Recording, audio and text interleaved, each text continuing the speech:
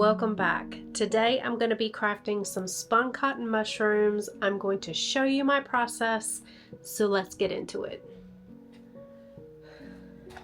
Can you see me?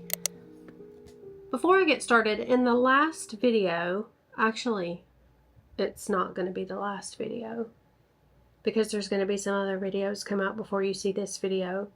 In the video where I announced that I'm going back to work full-time and we crafted this little guy, this little owl, I realized that I told you that I was going to show you what I had been using for my armature before with the pipe cleaners and the paper wrapped wire, and I never did show you that in that video, so I'm going to rectify that right now.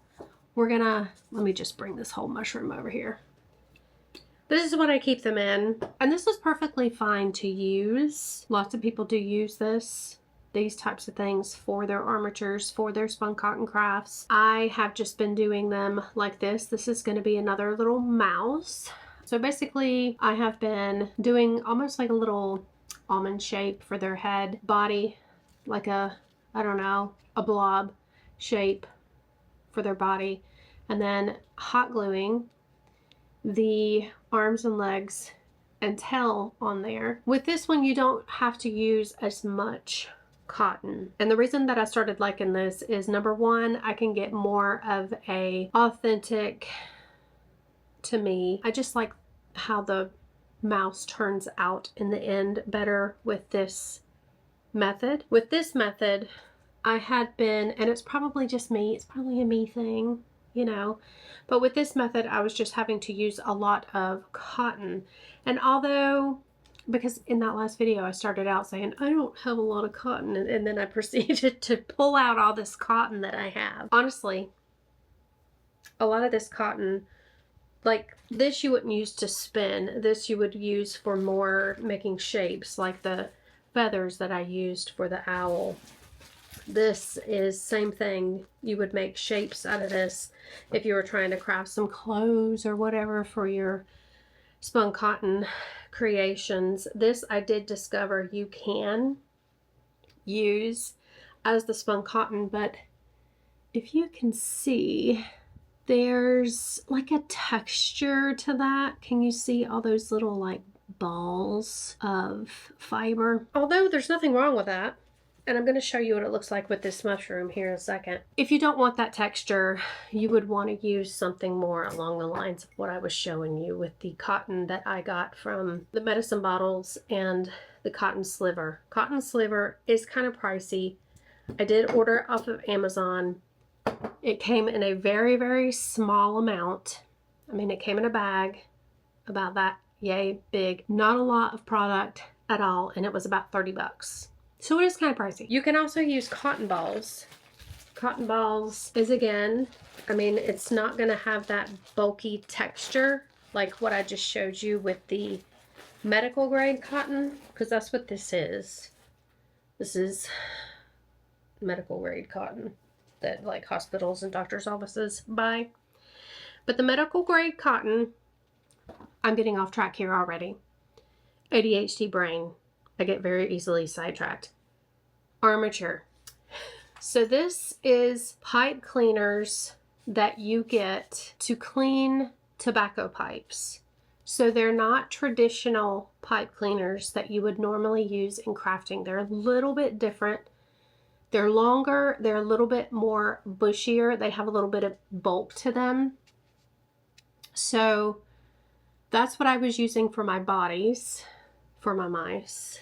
And then the paper wrapped wire, and I ordered both of these on Amazon. The paper wrapped wire looks like this. Can you see it? I can't see the camera lens.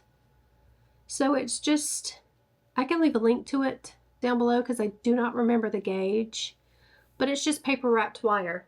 Now, all paper wrapped wire are not created equally. There are some paper wrapped wire that you can buy on Amazon that is not very good quality, and when you start really using it, the paper just unravels off of it. This is good quality. I will still continue to use this, do not get me wrong. I have very much become the type of person that wants to use what I have. And since I did buy those and spent money on those, I will eventually use all of those. But like I said, I am really liking this method a little bit more, only because it preserves some of the cotton. I used that method for this owl, and I did finish the cat. This is how the cat turned out. He looks like a little grumpy cat. His little facial features that I did try to add in there. I think he's going to be a grumpy cat. I'm moving right along, and today in this video we're going to be doing mushrooms. Now I have finished one mushroom. It's not finished, but it is cotton wrapped. We're going to finish it in this video. This is probably going to be a multiple day video because I'm not going to start painting this one today probably. I have finished this one. I finished this big one, and I have a smaller one that we are going to do together because I want to show you my process. This turned out a whole lot better than I thought it was going to. This is the first time that I've done a mushroom with one of these little, and I don't know the technical term for these things. As much as I love mushrooms, you would think that I would know the technical term for all the parts and pieces of mushrooms, but I do not. I call it a little umbrella, but it's not. I'll leave on the screen here what the technical term is, but that's the first time I've done one of those. I also took my tweezers here, which you can also do this. You can create texture with your tweezers or with any other utensil. I wanted to create some texture on the underside of the mushroom to kind of have the gills of the mushrooms come through. But now I'm going to put this mushroom aside and we're going to work on the smaller mushroom. So for the stem for the mushroom, I actually used a piece of wooden skewer. Now this is a whole piece of wooden skewer. I have had these wooden skewers for absolute years, probably 15 years or more. I actually bought them many moons ago to actually make crafts for my family, because if you did not know this already, I think I have told this story in one of our other videos, but if you're new to the channel, you haven't heard it yet. But when I was young and had no money to speak of, I would make crafts for my family. I bought these wooden skewers one year to make book page Christmas trees for my family, and I have had these wooden skewers ever since. I bought a big package of them. You know, I think the pack came with 100. So I have a lot of wooden skewers. So I'm putting them to good use, or at least some of them. I took a piece of a wooden skewer, wrapped it with tinfoil. Now, if your tinfoil is not sticking very well, you can put masking tape on it to kind of secure it, because sometimes the tinfoil doesn't want to cooperate. So this is going to be the base of my mushroom. For the cap of my mushroom, I took one piece of tinfoil, made like a bowl shape. Again, put masking tape on it. And then to make like the tip, I know it looks like a boob, but it's the top of a mushroom. But to make like the tip, I took another piece of tinfoil, did the tip shape, and then I hot glued this onto the bowl shape that I made. So now all we have to do is wrap it with cotton, which is very easy. I'm going to use this cotton. Now I did tell you that I was going to show you the texture. So if you look, I don't know if this is going to come through on camera. For things like this, I don't think that I would mind the texture. For things like this owl, I wanted it to be a little bit more smooth. Now I did cover this cat with this cotton, and I mean, if you look really closely, I think you can kind of see the texture difference. I mean, at least looking at it in person, I can see the texture difference. When I edit this video, I'll see if you can kind of tell on video. But like the top of the mushroom, you can kind of see like the little bumps, like these little tiny bumps that this specific cotton leaves, which for a mushroom I think really enhances the texture, because you know mushrooms, they're out in nature, they have a lot of texture to them. I don't even think I would mind it with like animals, but like if you were trying to do like a person, you may want to use cotton that gives you a more smooth finish. I'm just blabbing right now. Let's start putting the cotton on the mushrooms. Now this is my cornstarch glue. I have done a video on how you make this up. It is very goopy. You do have to refrigerate this in between uses. I don't think I told you that in the last video. In between uses, when you're not using this, you want to refrigerate this. This does not last forever. I would say if you're keeping it in the fridge, maybe a week, 2 weeks. I'm constantly making new batches of cornstarch glue. This works very well, as you can see. I mean, the cotton dries to a hard finish. Is it unbreakable?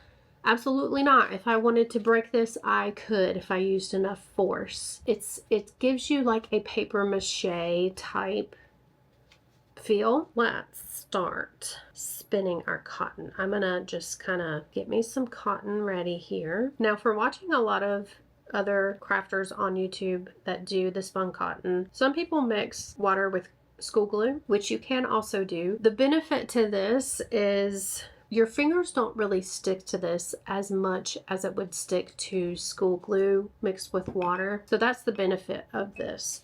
And this is actually what they used to use when they did this craft back in the 19th century in Germany. What I'm going to do is I'm going to go ahead and put some of my glue on here. Put some on the bottom there, just to kind of give this a little something to stick to. And you just kind of stick it down. Very easy peasy. Lemon squeezy. So with this spun cotton crafts, I have so many ideas. I have so many ideas. Now, I'm not gonna lie to you.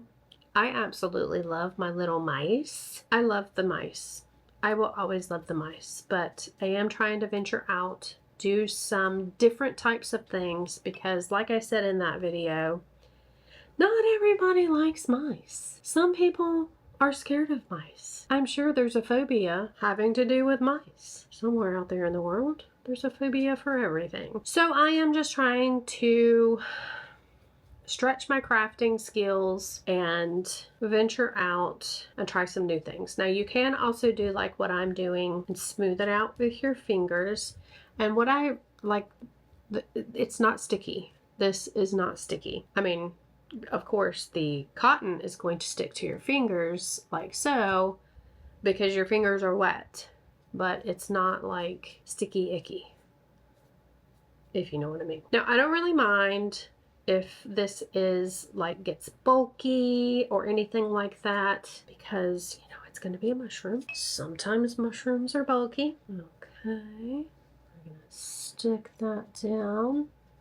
Stick it down, stick it down. And then what you want to do is, you see that little place right there where you can kind of see the tinfoil? You just want to cover all those areas with your cotton so that when your piece is completed, you're not going to see any of your armature, you know, what you used to create your shape. So I am just going around making sure all of my little areas are covered, that you cannot see any of the areas with the masking tape or the tinfoil. Okay, so now I have the mushroom stem completely covered. You know, I do think that I need to cover the bottom a little bit better. So let's do that really quick. Got some glue on my boob.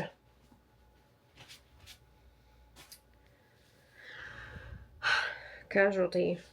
I have cornstarch glue on my boob.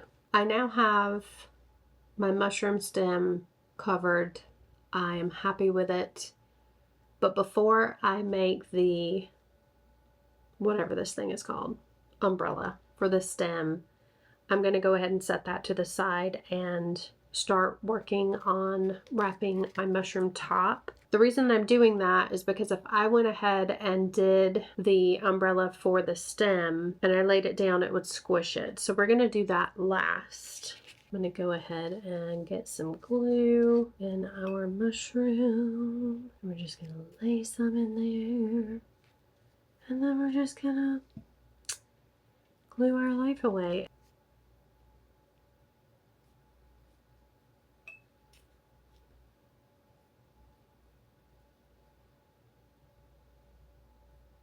And with these mushrooms, what I did with the other one and what I'm doing with this one is basically laying down an initial layer on all of the surface of the mushroom cap, and then I will go in and fill in all the gaps. What I mean by that is you can see the tinfoil through some of these areas. You can see the masking tape. So once I have my initial layer on top of everything, I will go in and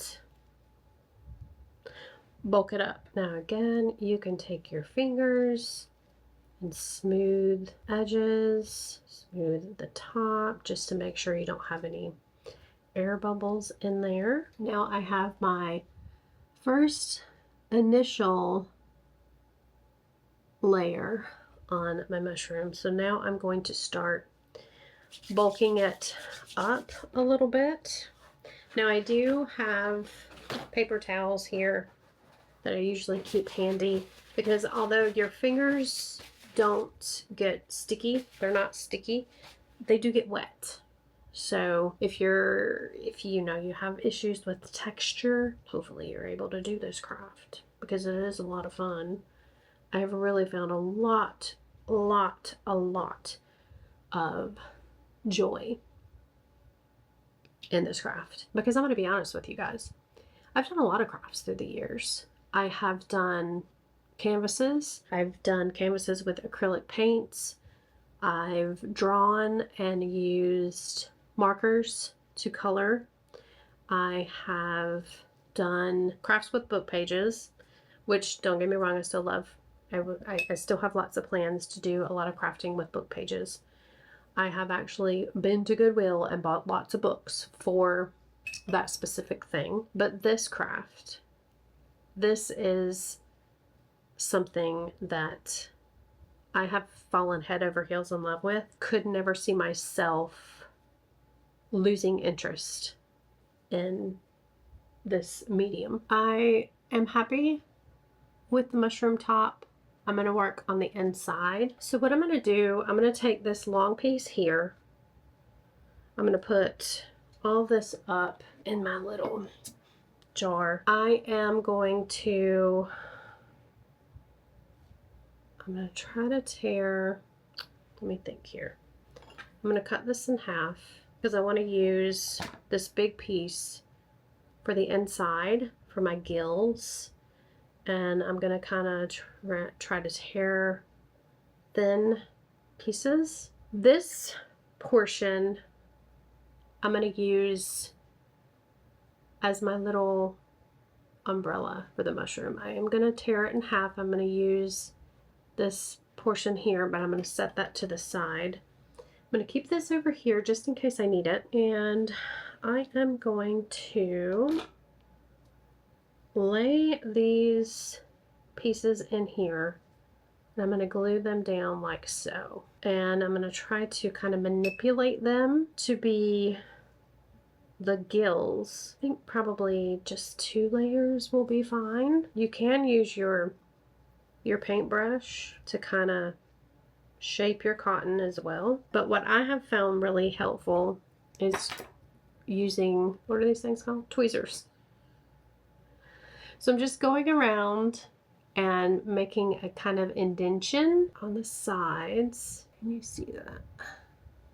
Okay, so I have like a little indentation, and then I'm going to take my tweezers and kind of do it like this and make my gill shapes. This is very easy to do, and what's great about it is they don't have to be perfect.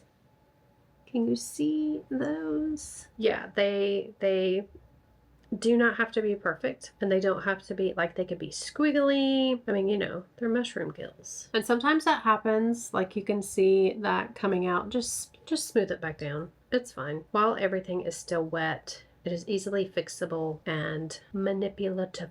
Y'all know I can't say words right. I'm happy with it. That's what the inside of my mushroom looks like. So now I'm gonna set that aside. And we're going to work on, let me look up the technical term to this because it's not a mushroom umbrella. Is that really? Ring skirt. But this thing is called either a ring or a skirt. So, skirt. We're going to make the mushroom skirt. I have this little dooflachi. I'm going to lay it out on my little thing and dry off my brush because I stuck it in the water. Another thing you want to make sure that you do is clean off your tweezers, because this is like glue. When it dries, it'll get all goopy and that kind of stuff. And you don't want that. You don't want that. All right, so we're just going to saturate our skirt here. And I hope this one is going to be big enough.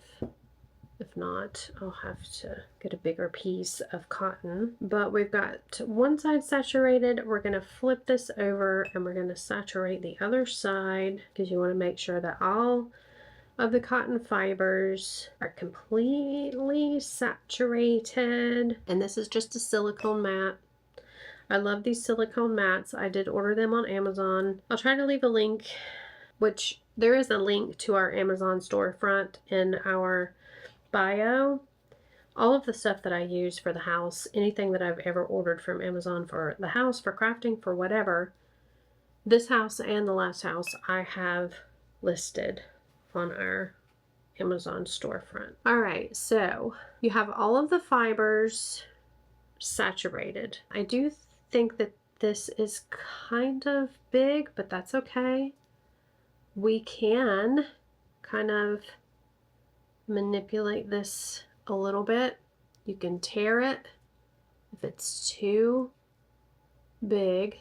We are just going to add it to the top here. Now I don't know if you can see what I'm doing, but I'm just kind of scrunching it up, making like a skirt shape. Top of it, I'm going to make sure I glue down this part down here. You do want to make sure that you have out like a skirt. So you can take your tweezers, you can kind of go up in there and make sure it is pulled out away from your mushroom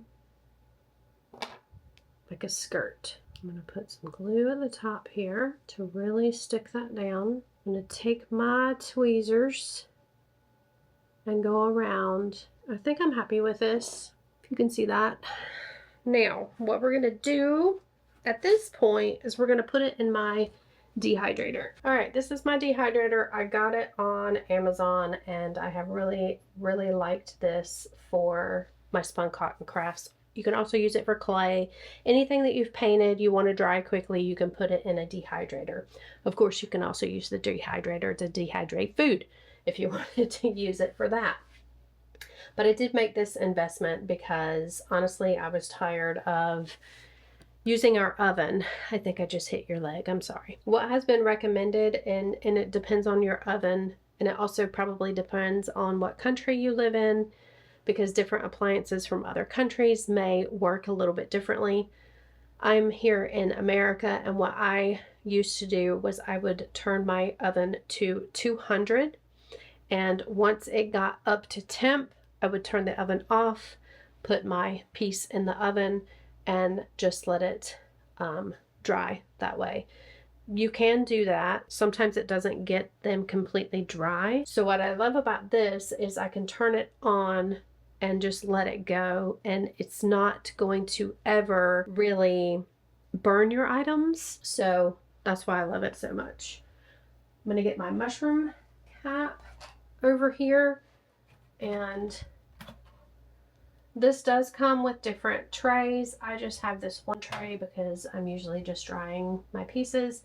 I am going to kind of prop this up on the side so that it doesn't fall over and crush my little ring there. I'm going to cut it on.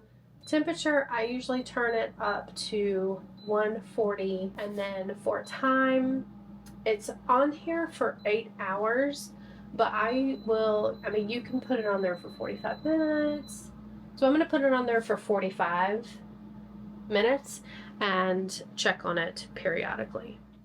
Okay, so we're on a different day now and our mushroom pieces and parts are completely dry. What I did next is take gesso and paint a layer all over all the parts and pieces of the mushrooms. So the caps, the underside of the caps, the stems, the skirts, all of it. What this does is it gives you a good base layer so that your paint adheres a little bit better than it would normally. Gesso is also used to prepare canvases for paint, so it is a perfect medium to prepare anything for paint. This is how the gills turned out. I think that they turned out so good. And of course, you're going to let this completely dry before you start with your paint layers, because I kind of did layer up to the color that I ended up with in the end. I started with lots of different colors and just kind of mixed everything together. I did use acrylic paint. You could also use watercolors. You could use gouache paint. You can use any type of paint, spray paint even if you want to, but I was going for a kind of muted, natural beigey type bottom and the signature bright red with Amanita white little dots, which you're going to see in just a few minutes. So my plan was just to do the stems of the mushrooms and then paint the underside of the gills and then let that all dry before I started on the tops of the mushroom caps.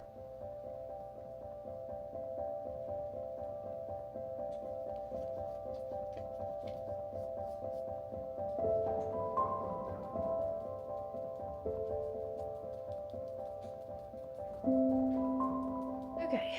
So you, in the last clips, saw me painting these stems for my spun cotton mushrooms that I'm painting. This has been, let me tell you guys, I'm still adjusting to the 9 to 5 working full-time thing. I started these the week before I started working full-time. I think you guys have something on your lens. Let me just clean that off real quick. Okay, there you go. I started these the week before I started working full-time. So that was 3 weeks ago. And all I have gotten done so far is one of the, and I know I might get some flack for this because people out there work full-time. You know, you gotta have money to pay your bills. And Dave just got home. He went to BJ's and took pictures of his car and things like that. But I'm having a hard time adjusting because of the time management thing. I mean, I'm going to kind of chat with you while I paint these.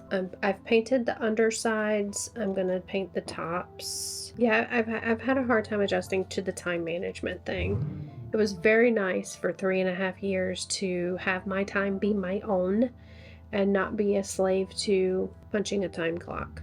I get up at 6 o'clock every morning. I have my coffee because I'm not giving up my coffee time. So I get up at 6 o'clock in order to have time to have my coffee time.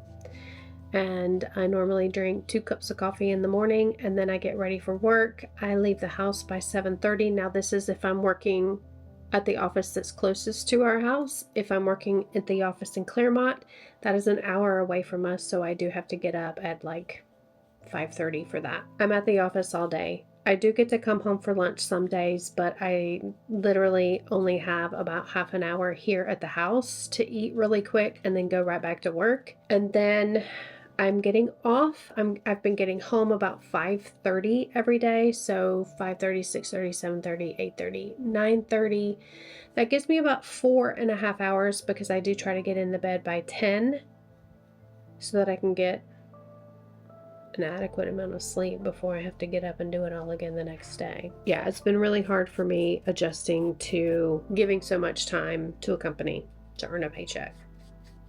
But it is what it is. That's basically what's been going on in my life. Not much of anything, but adjusting to full-time work again. So I'm going to put 2 coats of this really bright red on here. My tops are pretty much done. I'll probably add some darker shades just to kind of give it a little bit of dimension. And I did do some research on Google about mixing. I want to mix some of like a white with something that makes the paint thicker so that I can put my little dots on my amanita. I think that's how you say it, amanita mushrooms. So I saw on Google that you can mix paint with baking soda, but you can also mix it with like cornstarch. Cornstarch, they say on Google, is a little better because it makes the paint a little smoother. So I might try some of that. And then I'm going to glue these onto my little wooden circles.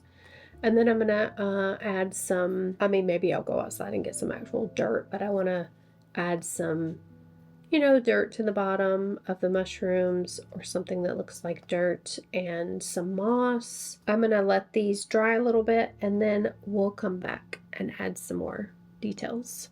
A little bit later in the day, I did add a darker color of red. I just took the same red that I had before and added a little bit of brown to it, just so the red was a little bit deeper in color and gave it a little bit of contrast, because I just kind of like dabbed it on in different places, and I think it turned out really, really nice. You can kind of see the color difference between each mushroom cap there. Okay, so my mushroom tops right there are dry now, and every time I walk under that vent, it kind of distorts the sound because the air flows so heavily down out of the vent. So I'm sorry if it messed up the sound there, but I'm doing an experiment with my paint. I want to mix it with something to have thicker paint, so I'm going to set you guys there. I'm going to mix it with cornstarch, I think. I'm going to try that first. I don't know exactly how much. I guess I'll use a chopstick to mix it. But yeah, I don't know how much I'm supposed to mix with this. I have a small spoon. I'm just gonna, because I don't need a whole lot. I don't want to mix more paint than I have to. And I just have some regular old white acrylic paint here. Oh, I mean, it's just kind of progressing as I stir it. Can you see in there? I mean, that's a pretty good consistency on my first try, guys. Can you see? But let's go back into the craft room and try this out. Can you see?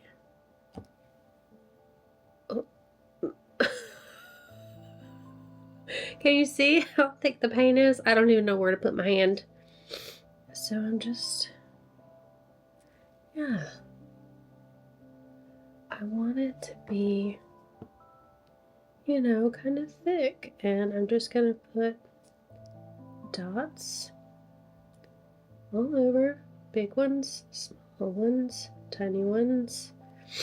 And, you know, it kind of makes it look a little 3D. I really like that. I really like that. It's really pretty cool. Some of these are like really 3D, but I'm scared that they're going to slide down. Maybe they won't. You can't even see what I'm doing.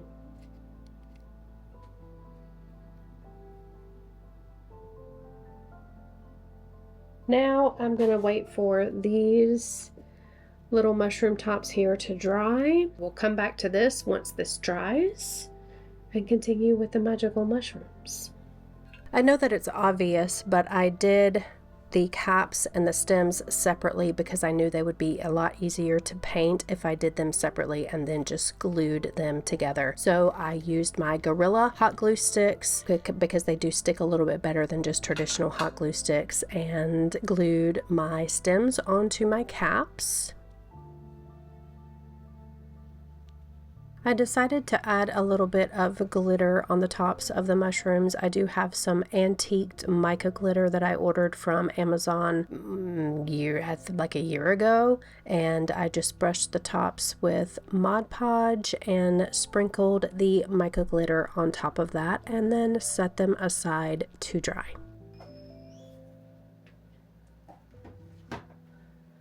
I have no idea what Dave is watching in the other room, but it was a lot of racket, so I just turned the volume all the way down to spare you all of that. Next up is gluing the mushrooms onto the wooden base. These wooden bases turned out perfect because they really gave the mushrooms a lot of stability and they sit up just perfectly. At first I was kind of scared that the weight of the mushrooms were gonna kind of tip them over, but it did not at all because these mushrooms are made out of just tinfoil, wooden skewers, and cotton, so they are very, very light.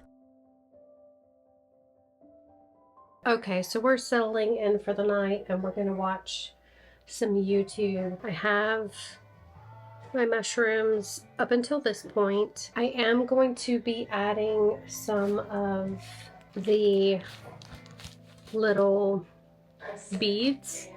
I want it to look like dew on the mushrooms, and I'm going to be adding some moss too. I don't know when I'm going to be able to pick these up again, but this is what we have so far. I'm loving them.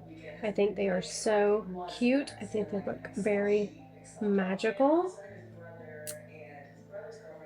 So we'll continue on another day. Okay, so let's finish these mushrooms up. I got out my moss. We're gonna add some moss to the bottoms of them, and I am sorry that this video is so long, but it is a tutorial video after all. I knew it was gonna be long because you know me, I cannot give you a tutorial without just jibber jabbering and chit chatting with you as well. All of my moss I did get from Joann's Fabrics before they went out of business, so I do have a pretty large collection. That whole plastic bin that I showed you is full of moss, and it will probably last me a while, but you can get this moss at any craft store. It's also available on Amazon, this same brand that I'm using here.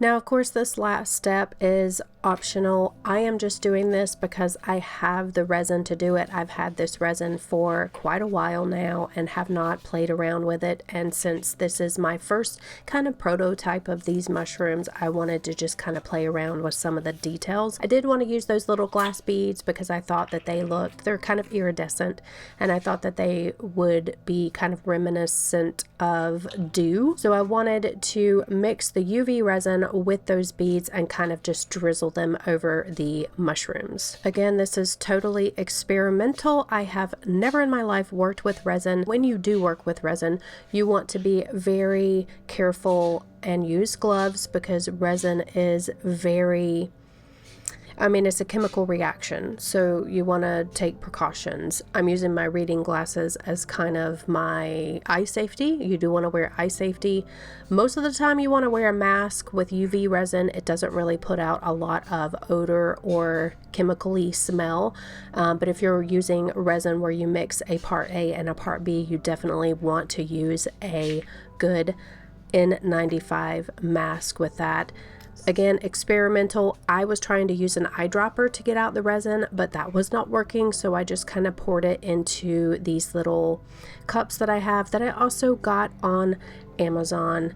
And again, trial and error. Because I had my light on it, the UV resin of course activates with light, with UV light. My resin started curing immediately. I do have a little UV light there that you're going to see, but again, trial and error. The more I work with this, the better I'll get.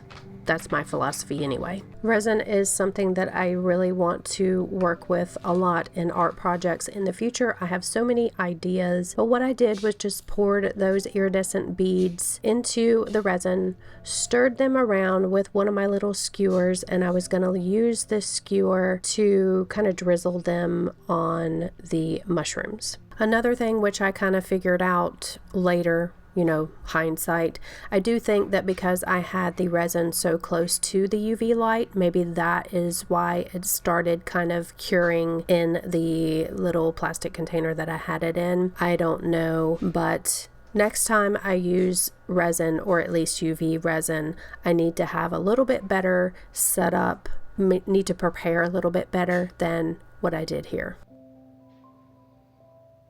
The little beads in the resin turned out to be really cute, very subtle. You can kind of see them on the skirt there. In the future, if I make these mushrooms again, I mean, there's not a if, it's a when, I will probably want to add much more of these because it really does look like dew. You can kind of see it on the side there, and I put some in the moss as well. I just think it adds that extra little touch. I just wanted to experiment with it. These are how the mushrooms turned out. I think they are absolutely adorable. I hope you enjoyed coming along with me for this project from beginning to the end. I enjoyed making it, and I hope you enjoyed coming along. All those YouTubey things. Bye, guys.